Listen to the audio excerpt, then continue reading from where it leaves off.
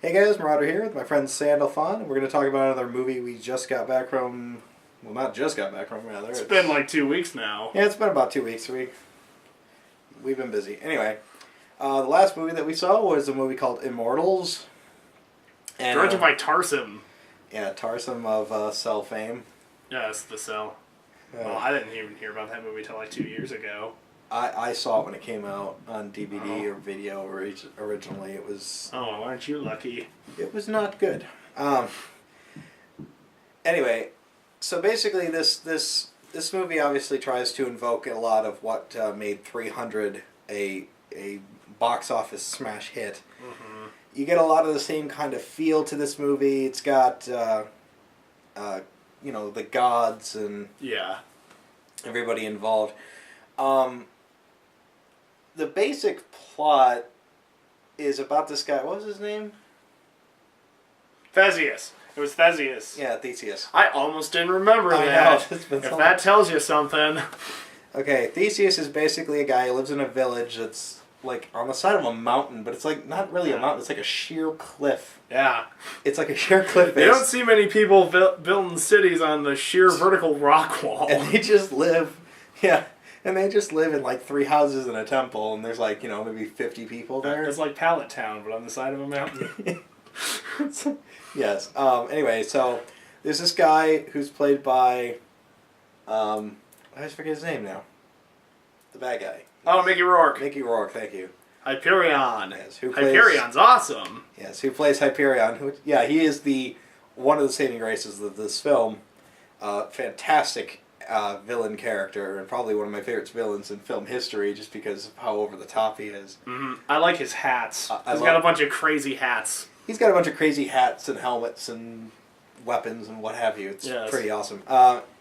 So basically, it's about this guy who he lives in ancient Grecian times, and he, they worship the gods and blah blah blah whatever. Well, as it turns out, that Hyperion is very angry with the gods because they did not help him when his family was being murdered or something like that. So he decides he's going to unleash the Titans from the mountain that they're kept in to destroy the gods and basically exact his revenge. Mm-hmm.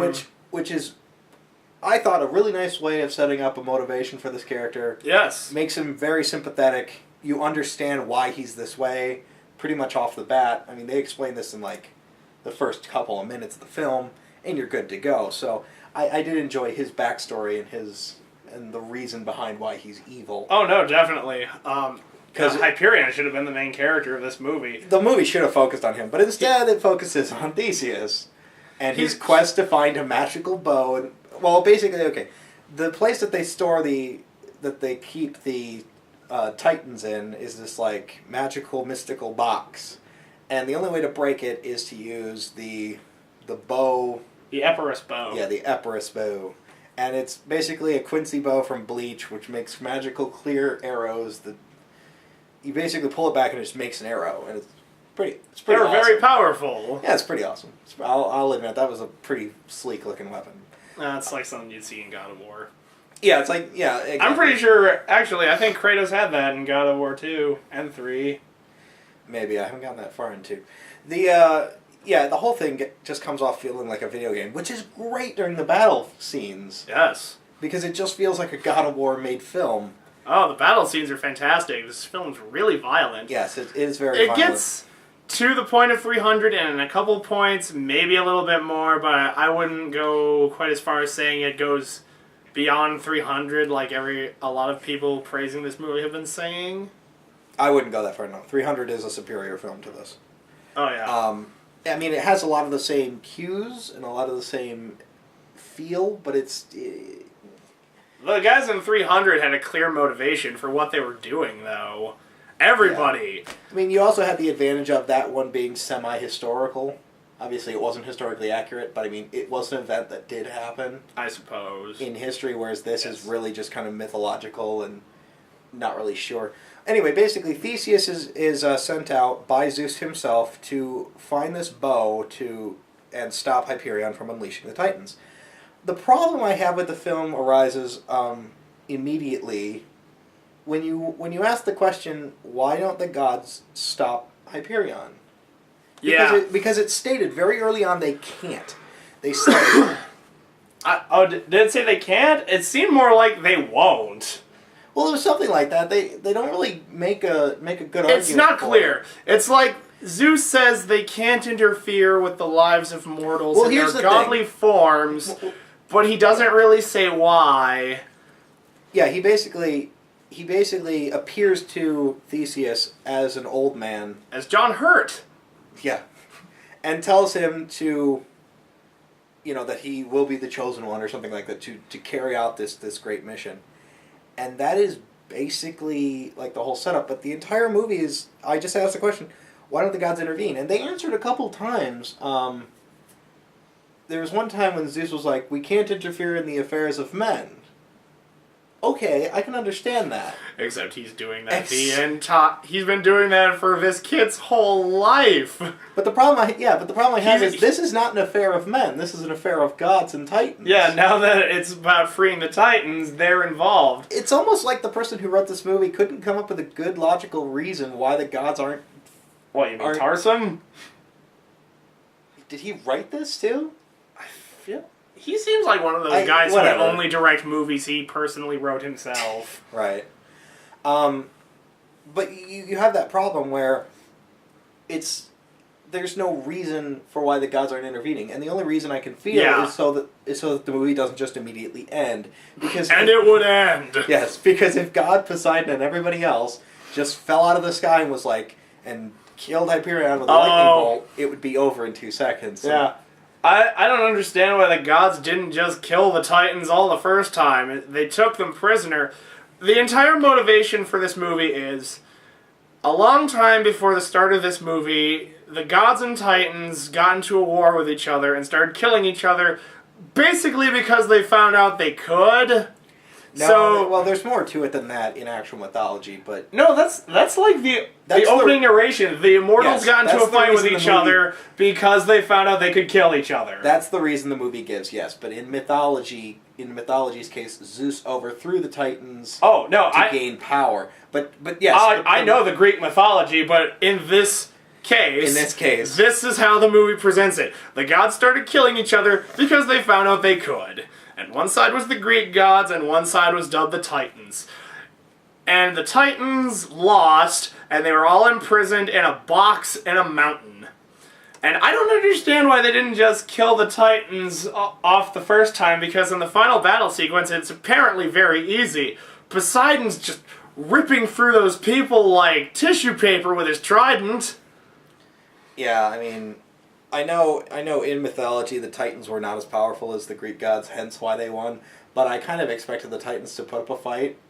I think they were powerful. They just kind of had to use the gods kind of had to use their heads, I think, to beat the Titans. Well, I don't know. I know, they tricked them a lot, but I mean, like, overall, they were more powerful. Whatever. Yes. We're not getting into mythology. Here. Let's ignore that for now. Okay, the story basically goes that as he's questing for this bow, the only person who knows where it is, because obviously it's hidden away from everybody, is this oracle who has 3 other females with her at all times in order to basically confuse people as to who the real oracle is. Obviously, they all know who it is. Yes. And I'm surprised, and I love how you pointed this out, that they were the only black Asian people, and like there was an Asian chick, a black chick, a white chick. Yeah, when they were first revealed, I looked at that and I was thinking, I'm seeing 4 races here, and none of them are Greek. It felt like that was cast by a Benetton ad or something. It's terrible. The thing about it is like okay, fine, I can deal with them not being ethnically correct for the movie. That's fine. Like, I watched Prince of Persia and had no problem with nobody actually being British or Persian at all. Like, British or Persian. Yeah, like... I think Ben Kingsley's British. Yeah, there are a couple British people. But I mean, like, I can understand, like, okay, you get who you can get. Yeah. And, the set pieces were nice. I liked the scene transitions this movie had. It had a good atmosphere to it, but... My problem was that all of the sets looked cheap as hell. What? I thought this movie was very pretty. Yes, it is very pretty. Yes, it is. I agree. But okay. I hated the fact that like They go to the city on the cliff, and it's like 3 houses. Then they go to the temple where the oracles are all being held prisoner, and it's just like 1 tower in the middle of frickin' nowhere. And then they go to like a village, and it's like 1 building and then like a mine. And then they go to another town, it's like they go to that one walled up city that's supposed to be next to the mountain, and it's like 1 room and then a hallway. it didn't feel very epic. Like, oh yeah, I'll give you that. In 300, you could kind of forgive them because I mean they are fighting in a pass. Yeah, that's not exactly. Well, even just the scenes they showed of the Spartan city had more scale to it than anything in this movie. Yeah, the scale wasn't there. That's what it is. That. But I love the scene transitions. It's a very colorful movie. I mean, it's really dark. Oh yeah, the scene transitions in this movie are fantastic. There's this one that really got me. Hyperion kills one of his henchmen because he fucked up for one reason or another. And then he shoots him in the chest, and he falls on the ground, and as he's bleeding out, all the ground around him turns into the ocean, and then his head turns into a top-down view of a boat that the heroes are taking to their next destination. And that was really good. Yes, I liked that quite a bit. And so, yeah. But where this movie falls... So basically they get the Oracle... Yeah. Theseus rescues the Oracle, or did she rescue him? It was kind of a thing. He got captured from the village early on. Whatever, they get out, they escape, and they basically quest for this bow together. Now, my problem is, like, there's a lot of problems with this movie, so I don't want to keep saying that, but... This movie's alright. It's not okay. This movie's alright. It's not. It's terrible. It's okay. There are things I like about it, but there's so much wrong with it that I can't recommend it for, well, okay, so they go find this bow, finally, which is mysteriously in the city where the whole movie started, because, okay. Yep, that's convenient. The Oracle basically says... You know how much these sets cost? Yeah. You can't go around shooting new locations all willy-nilly, Mr. Budget Accountant Man. They didn't build anything. This is all CGI. The Oracle has a vision, and she says to him, she goes, in order to find the bow, you first must bury your mother. And so they go back to the town where she died, and he puts her in the crypt or whatever. Well, they didn't even say that was part of finding the bow. They just said that would be a nice thing to do. Well, she says he has to, otherwise he'll use the bow for evil or something, whatever. And as he pushes her in, that's where the bow is actually in like a rock, like crystal. It's in a rock in the tomb of the village. Whatever, so he finds it and they get away from the enemies there, but then like... They have to fight the Minotaur first. Yes, the Minotaur! Yes, there is a Minotaur. Or rather, it was just a big guy with like a wire bullhead, wasn't it? This movie was really schizophrenic with how fantastical they're trying to take the whole mythology thing. Yeah. It's like they have Greek gods, but they're not really gods. They're just kind of better people. And the Titans are just... They were gods, but it was like... They certainly didn't exude any kind of godly power. It was more so just... Poseidon did! Yes, Poseidon. And Ares had that one cool scene. Yes, and Ares had that one cool scene. The Titans were really disappointing in this movie. Anyway, back to what you were saying. Back to the point. And the second he gets the bow and he gets away from the village, they go to where Hyperion is supposedly stationed. Yes. And he's not there because obviously he's going to assault the mountain where the Titans are. And there's a couple of people left there as like a trap, and they get the bow from him. But they get the bow in such a stupid way. He basically like walks down a walkway, and 2 dogs come out, grab it, and run away with it. And, like, basically, I mean, there's an attack. There's an attack for like 3 guys. That's the Ares scene, but he doesn't show up fast enough. Well, yeah, no, that was cool. Like Ares coming in and just like slaughtering them in slow mo. Like that was a clock up. Yeah, that was kick their ass. That's pretty cool. But like, it just seemed way too quick. Like he gets the bow and he loses it. Like I really wish there was some kind of period there where he actually used it. Yeah, he used it like once. He used it once, and not even against the Minotaur. He shot like 3 guys who were about to murder all his friends or whatever. from a distance, and that was it. Then the next scene he loses the bow. I don't think he ever uses it again either. Actually, no, they never use it again. No, they don't. It's all Hyperion with it. Yeah, because Hyperion takes it from there and opens the box. Okay, Hyperion is so awesome. Yes, in this movie. Hyperion is brutal in this film. Anyway, so basically they cut to Hyperion at the walled city, but the problem I have with the wall is whenever supposedly the wall is there to guard where the Titans are being held, but the problem I had was the wall is not around the mountain. No. It's actually against it. Like, if this is the mountain, the wall is here. Yeah, there's two mountains, and the wall is built in between a pass between the two mountains. But the Titans are at the top of this one, and the wall is here, and you can go through this passageway through the wall and up a staircase to get to the top of the wall into an easy passage to where the Titans are. Well, That's it wasn't not easy. He had to use the bow to blow the mountain open, but I mean... It wasn't only not easy because there were actively people fighting a war there at the time. No, if you just showed up there on a Tuesday, that would be incredibly easy. That's true. And that's basically the problem with this movie, is it feels clunky. The storytelling is clunky. Certain things don't make sense. This movie's way too easy to pick apart if you really stop to think about it for 5 seconds. So, walking out of that film, my only question was, why didn't the gods intervene earlier? Okay, well, eventually Hyperion gets into the chamber, unlocks, or blows open the cage that the Titans are in, at which point the gods finally go like, okay, now this is our problem. And they go down there and kick ass, but not before Poseidon gets killed, Ares was dead. Ares was already dead, and that was bullshit. That's one thing I hated about it. Oh yeah, when Ares comes in to save Theseus from being murdered, Zeus comes down afterwards and he's like, I told you not to get involved. And Ares was like, well, what did you want? But they were going to die. Yeah, he's like, I had no choice. Yeah, he's like, I had no choice. At which point Zeus grabs a chain and Castlevanias the guy into a wall. Yeah. And that's supposed to kill him? That did kill him. Did it leave a man-shaped crater in the wall too? I think it did. I think it did. It left a Looney Tunes style man-shaped crater in the wall. It was really, really cheesy.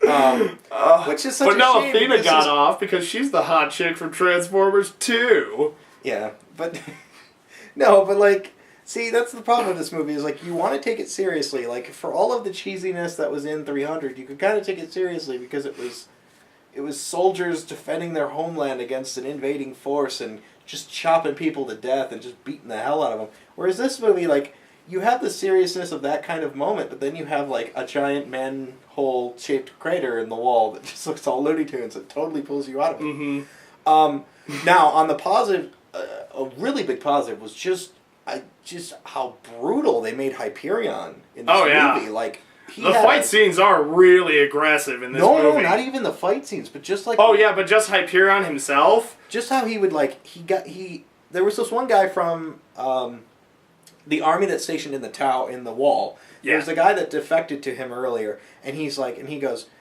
why should I let you in if you're a traitor? And he's like, oh, I want to be with the winner, and I want to be under your command, and blah, blah, blah. And he goes, all right, but I'm going to make it so you can never have children again. At which point he has a guy drag him outside and take a mallet to his balls. Because cowards shouldn't breed. Yeah, because he's a coward and he shouldn't breed. And that was just one of the most disturbing things. Like, God, that was wincing. Yep. Ooh. And they had this, he had this big giant torture ball, which is like an ancient torture device where they would put people inside of it and light a fire underneath it, and it would heat up and literally boil the person alive. Yeah. Meanwhile, the person is inside hooked up to some kind of vocal horn that's making their screams into, like, the sounds of a bull. It was creepy stuff. Oh, Hyperion's not fucking around when he says he's going to war against the gods. Yeah, he is brutal in this movie, and it was very it was nice to see on a level, because you don't really see that in action movies very much. No. But on the same level, it was kind of disturbing. To see something in a, what was this? This was R, right? Yeah. Yeah, it was R-rated. Yeah. No issue there. But I mean, like, they very easily could not have had that bull and been fine. But they had the bull. But they had it anyway. Which might speak to Tarsum as a director in his own little eccentricities, but I hey, it was creepy, and it definitely showed that Hyperion meant business right away without even having to say it. Like, you see that bull and you just go, oh, he's that kind of person. Like, he's that determined as to torture people. It was just I did like that though, because like I said, you don't see that in movies very much. Just a character that motivated. Oh yeah. And like, because half the time they'll have this moment of exposition, and they do, but Hyperion doesn't say it himself. He doesn't monologue himself. Oh no. This was all told to Theseus by Zeus, as the old man, of who Hyperion was and who this army was coming to the city and why he should escape. So there was exposition, but not in the traditional sense of the character monologuing about it himself, which I liked. And then so when you go to actually see Hyperion for the first time, and you see that bull, like that's the first image you get as they swoop into his little village he's got going, is just the bull. Yeah. Like, they break in and take the oracles, sure, but like the very next time you see him, he's got torture devices, he's got stuff hooked up. It's just like, it is brutal how much he wants to succeed, and he does, and it is something. But see, the entire movie again falls apart when you bring up the question of why the gods don't intervene. I would have much rather, and we both agree to this, I would have loved to have seen this movie shot and told and everything from the point of Hyperion. He was a far more interesting character than Theseus was. He could even still lose at the end, and it would have worked anyway, because then it would have been a real Greek tragedy. Yeah, my biggest problem with this movie is the plot, because they never explain why the gods never intervene. Oh, they say they can't get involved, and they say they shouldn't get involved. Okay, fine, but I want a reason why you're not stopping someone from unleashing the titans from the prison you put them in. Like, we were talking, and I said, you know what you could have is you could have Ares even be on Hyperion's side along with Hades, and you could have Ares be like, what's better than he's the god of war, and you could say like, well, what better war than a war between titans and gods? Yeah, it would have been much better use of the character than what they did with him. Yeah, they made him into like a little, I want to call him a little bitch, but I mean, he kicked ass. He wasn't a bitch. He just didn't get a lot to do except the one fight scene where he kicked a lot of ass, and then they killed him off. But if the plot was more focused around that, and then you could have Hades saying, like of course I want to overthrow the gods. What are you kidding me? I'm Hades. I mean, you threw me in hell. It's that's not right. I want my place in the clouds. I don't think that's like accurate to mythology, but who cares? It's Hades. Nobody gives a damn about him. Yeah, whatever. He could have even been like just kind of fucking with Hyperion throughout the entire movie. Like, just ensuring that when he dies, he's going straight to hell, and then he's Hades' for all eternity. Yeah.